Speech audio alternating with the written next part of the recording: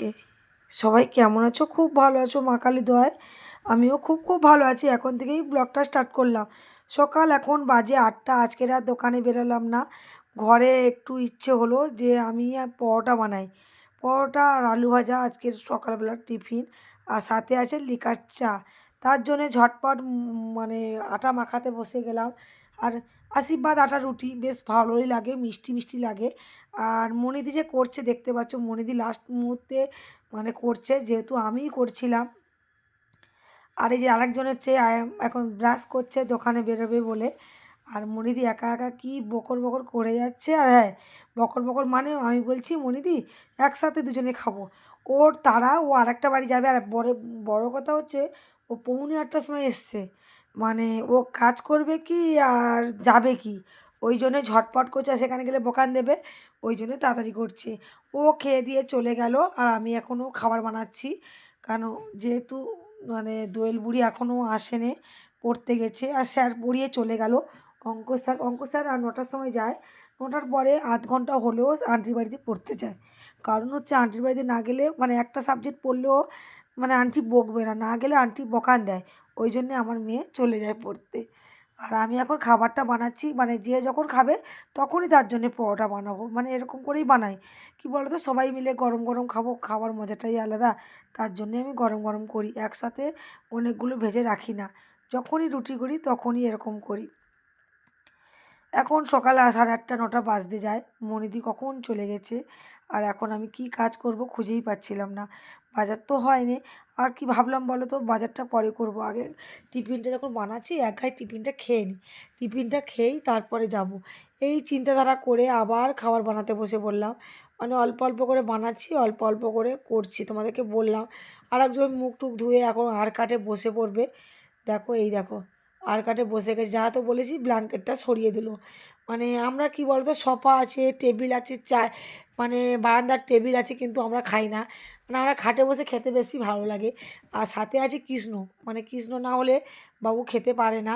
আরে দেখো উনি ওই যে বসছে খাটে, আর আমি চেয়ারে বসে দুজনে মিলে গল্প করছি। দেখো সবসময় তো একসঙ্গে গল্প করা যায় না। আমি সকালবেলাটা দোকানে যাই, তোমরা জানো। মানে এখন করে 7টার সময় দোকানে যাচ্ছি, কারণ হচ্ছে মানে 2 টাকা এখন অফ সিজন, যদি 2 টাকা বিক্রি হয়, আমি এইসব চিন্তাধারাই করি। কিন্তু আজকের বাবলা সকাল সকাল বেরিয়ে গেছিলো বলে ওর জন্যে আমি আর গেলাম না। বাবলা আজকে 7:30 8টার সময় বেরিয়ে গেছে। ওই জন্য বললো মা তুমি আজকে বাড়িতে রেস্ট নাও। সেই কারণে আমার আর যাওয়া হয়নি। আর দেখো তোমাদের সঙ্গে গল্প করতে করতে আমি কখনই বাজার করে বাজার এনে রান্না অলরেডি চাপিয়ে দিয়েছি। আর তোমার দাদাভাই ভাতটা বসিয়ে দিয়েছিল। আর আমি টমেটম ধনেপাতা দিয়ে বড় বড় করে মোটা মোটা আলু দিয়ে পাতলা ঝোল জিরে বাটা দিয়ে, কারণ হচ্ছে টুনটুনি বুড়ি আজকে স্কুলে যাবে মাছের ঝোল ভাত খেয়ে। এই যে হয়ে গেছে মাছের ঝোল, একদম পিওর দেশি। মাছটা কিন্তু অনেক দিন পরেই এসছে বাড়িতে। মানে এখন না আমি বড় বড় মাছ খেতে একদমই পছন্দ করি না, তাই একটু কমই আনি। আজকের একটু ইচ্ছে হয়েছিল তাই নিয়ে এসেছিলাম। এবার এত গরম, ভাত থেকে দেখো ধোঁয়া উঠছে, তাই ভাবলাম মাখিয়ে দিই। আর মাদের হাতে মাখানোটাই সবথেকে ভালো। যেমন আমিও ছোটোবেলা মার হাতে খেতাম।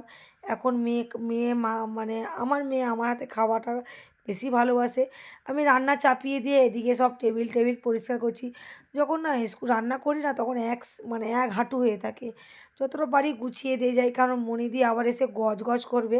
কারণ মানে আমি তো চলে যতটা গুছানো গুছিয়ে দিয়ে যাই, তারপরে তো আমার মেয়ে আছে, মেয়েই তো একাই 100 তোমরা জানো। মানে ও কী করে জানো তো, যেখানে খায় সেখানেই ফেলে রাখে।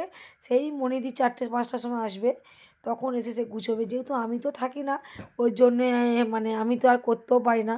আমি যতটা পারি রান্না করতে করতে যতটা পারি গুছিয়ে রেখে দিই। আর মেয়ের কথা বলো না, মেয়ে এখন স্কুলে গেছে বলে ঘরটা আজকে একটু পরিষ্কার আছে। আর স্কুল থেকে আসলেই হয় মানে উৎপাতটা ঠিক আরম্ভ হয়ে যায়। আর দেখো এইগুলো হচ্ছে কালী পুজোর সময় এই লাইটিংগুলো জ্বালিয়েছিলাম, মোমবাতিগুলো পুরো সিঁড়িতে, তোমরা দেখেছিলে যারা ডেলি ব্লগ দেখো। কিন্তু এখন মানে এতদিন পরে ওইগুলোকে গোছানোর সময় পেয়েছে। কেন আমাদের কথা বলো না, আমার বর তো মানে বললে করে নাহলে করবে না। খাটের উপরে দেখো ভিজে গামছাটা পর্যন্ত আমার মেয়ে খাটে রেখে দিয়েছে। এতটাই বদমাস, যেখানে খায় সেখানেই হাগে। মানে কীরকম ব্যাপার বলো তো, হয়তো প্যান্ট পরে চান করে প্যান্ট পরলো তো প্যান্টটা সেখানে ফেলে দিয়ে ডিঙিয়ে চলে আসবে। ও চলে গেছে, আমি ওর বই ফই সব গুছোবো, ও কিছুই করবে না। এসে আবার দেখো না, চার দেখলে তো খাটের উপরে কি করে রাখে আমার মেয়ে। যার জন্যে এসছি, আমাদের একটা নিমন্ত্রণ কার্ড এসছে।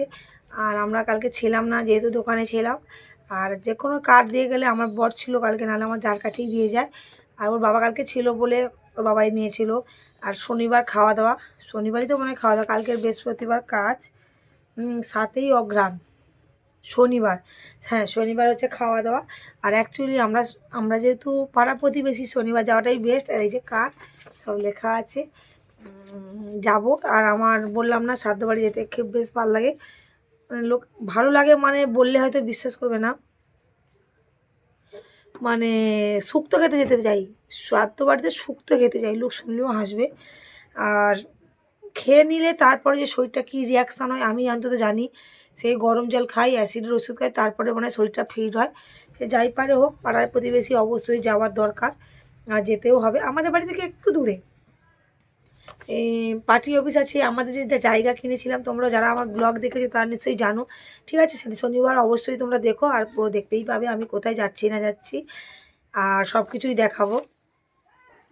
আর একটা কথা বলি তোমাদেরকে, আরও সবাই আছে। একটা নতুন মেয়ে, সে আজকে আসেনি, তার জ্বর।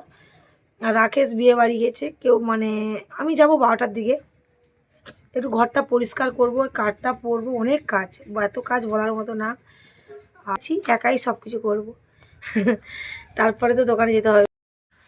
আমার একদম পুরো রেডি হয়ে গেছি, খেতে বসে পড়েছি, যেহেতু দোকানে যেতে হবে। ভিডিওটা কেমন লাগছে অবশ্যই জানিও, ভালো লাগলে ছোট্ট করে লাইক দিও।